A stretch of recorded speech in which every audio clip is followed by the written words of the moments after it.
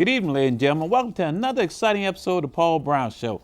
This evening, my guest will be Pastor Ollie Alexander, and she will be talking about her book, Are You in Love or in Lust? How you doing there, Pastor Alexander? I'm doing great. How are you, Paul? I'm doing outstanding.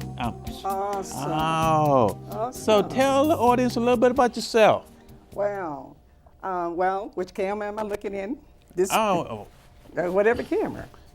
Okay. I am Ollie Alexander. I'm from South Carolina, native or Lancaster, South Carolina, that is. I am a mother of 2 sons. I have 5 grandchildren. I have a ministry in Lancaster called New Life International Ministries. I minister by traveling nationwide. Also, I minister abroad as well in Africa, places like Kenya, Mombasa, Ghana, West Africa. But my main thing that I love doing is ministering to people, to help people. That's what I love doing. What is it about ministering to people that you like? That I really like? Yes, ma'am. I love change. I like to see people prosper and be successful, be the people that God has made each of us to be.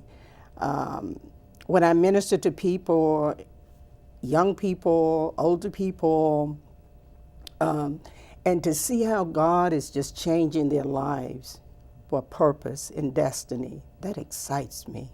I get really excited about that. Okay, awesome. Okay, you're an author. You have a book. Are You in Love or in Lust? Yes. How long have you been an author, first of all? I published a book back in 1986 for a lady that is now 90 years old. I also authored the book for her.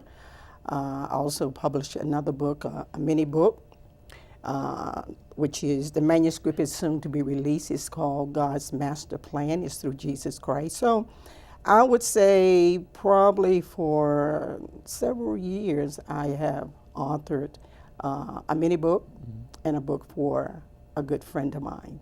So now I have this book that I am, this is just one actually. This is the first series of Are You in Love or in Lust?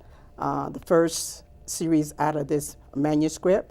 The others will be coming out hopefully in 2018. So right now I'm promoting this particular book, Are You in Love or in Lust? Pastor Alexander, the audience probably want to know, how did you come up with this title? Are You in Love or in Lust?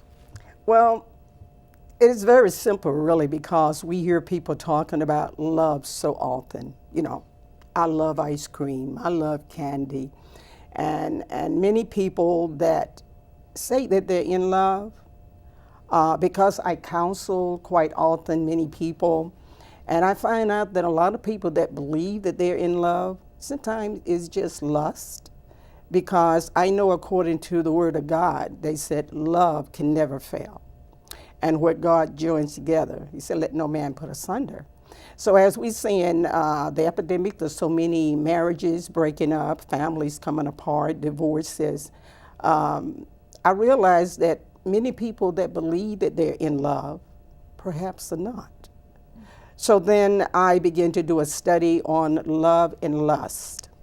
And when the Bible talks about lust of the flesh, lust of the eyes, and the pride of life.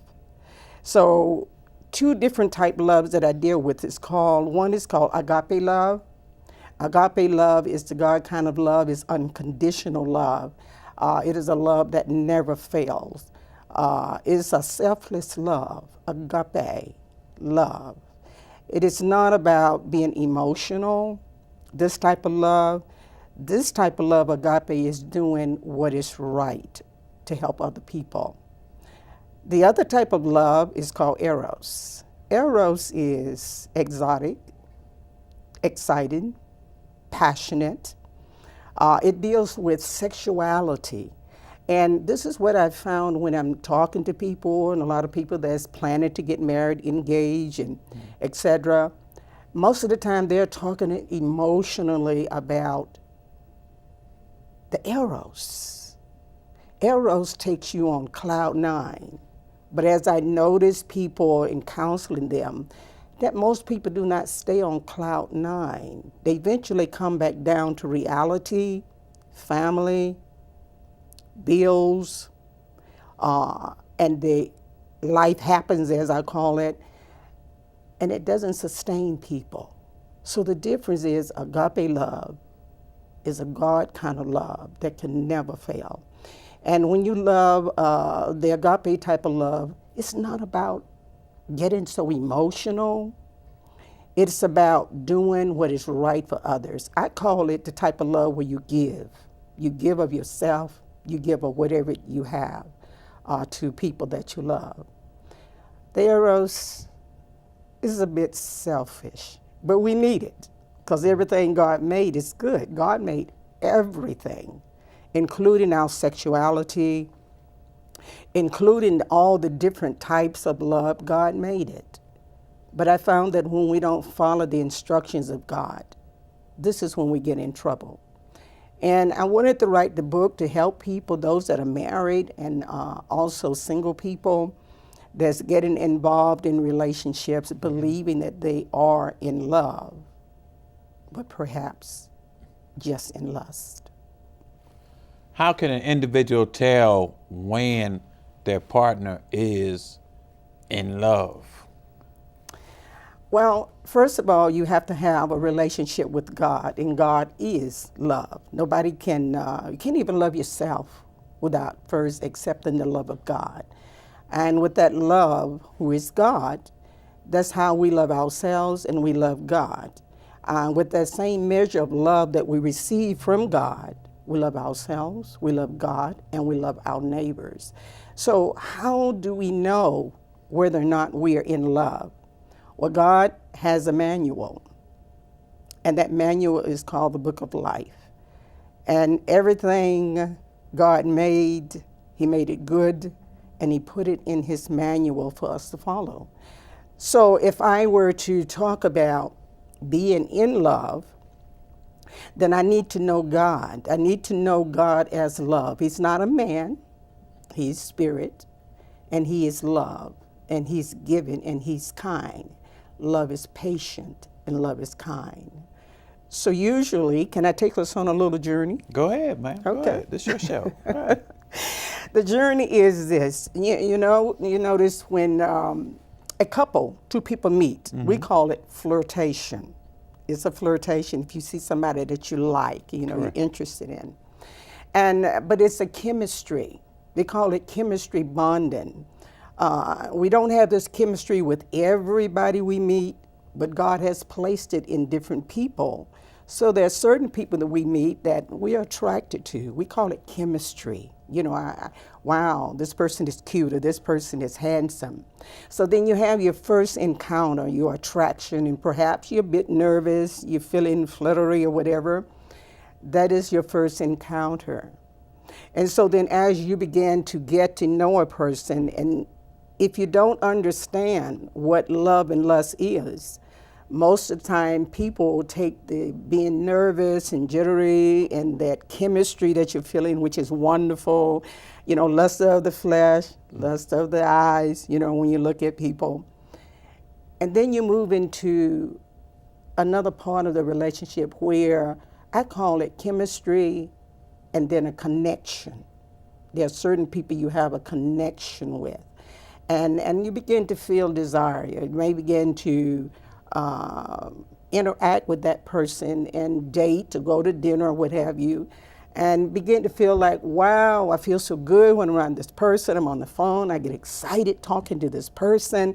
Wow, and then you begin to share with others how you feel about this person, because now your chemistry is growing, is developing into something. But remember, I can get a little scientific on with us, where usually when you're getting excited and you have that chemistry, when you make a connection with someone of interest, I call it dopamine, chemical drug in the brain that is released when you meet someone and you feel good, you feel excited, everything begins to look rosy, and you look forward to talking to that person. And this is where people make their greatest mistake. This is the romantic type of love. God made it all now. It's good. Everything He made is good. So then you have a romantic interest and you begin to date the person, etc. Some of the relationship move quickly, some move slowly, depends on the couple. But because you have this chemistry thing going on, and you're feeling great, you're feeling good. This person, some people say you're in my head, you turn me on. They're not realizing that, is this love or is this lust? If you're not knowledgeable about that, if you don't understand the difference between the two, most people I've found make the mistake and say, I am in love. I'm falling in love with this person because it makes me feel, I get so emotional, get so excited. And we call that, oh, I'm falling in love. I can't wait to see the person. And then after a period of time, some people fall in love quickly, they call it, or slowly. And what comes next when you're feeling that kind of chemistry? Sexual attraction takes place. And this is where many people make their mistakes because they don't take the time to get to know the person, the values of the person. Remember, everything God made, God is right there to protect and guide us. So if we are praying and asking God for the right person in our lives and we learn to hear from Him, then we are begin to see that there's compatibility, not just sexual only, not just it makes me feel so good, excited, but you begin to listen to the person, their values, and you begin to really listen and hear how they feel about God. Do they have a relationship with God? Do they have a purpose? Do they have destiny? What are their goals? What are their objectives? And then once you get to know that person, you're not even sexual now. You just enjoy and getting to know someone that's so exciting. Someone that motivates and stimulates you. You may have things in common. You begin to talk about your dreams, your aspirations. But what most people do when they're having those sexual feelings, that chemistry, we want to hug, we want to kiss, and we lighten the fire. You know, on the back of the book, I talk a little bit about that, where it says, the passion of love is as powerful as death. Passion is as strong as death itself. It burns. It bursts into flames and burns like a raging fire. Water cannot put it out. No flood can drown it. But if anyone tries to buy love with his wealth, contempt is all he will receive. And this is coming out of the book of Songs, Song of Songs. And if you've been in that book in the Bible, you know it's a lot of passion. It's talking about a man and a woman that was falling in love. And it was sensual and it was sexual. But most of us that have read that, we understand that it's about a relationship with Christ and His church. That we are supposed to love each other. We are supposed to be excited about each other. But most people get caught up with the emotional part of love without taking the time to get to know the authentic person. Who are they? They may not be ready for anything serious. They may have a lot of drama going on in their lives. And when you're young and don't have the experience, many times we think we are in love, but actually you're in lust. That's a good observation there, Yeah. Pastor Alexander. Question, I got some questions from some of my audience. Okay. And one of the questions that they wanted me to ask is, can you be in love with more than one person? And why does an individual step out in a relationship? Wow. We go back to the love or lust. See,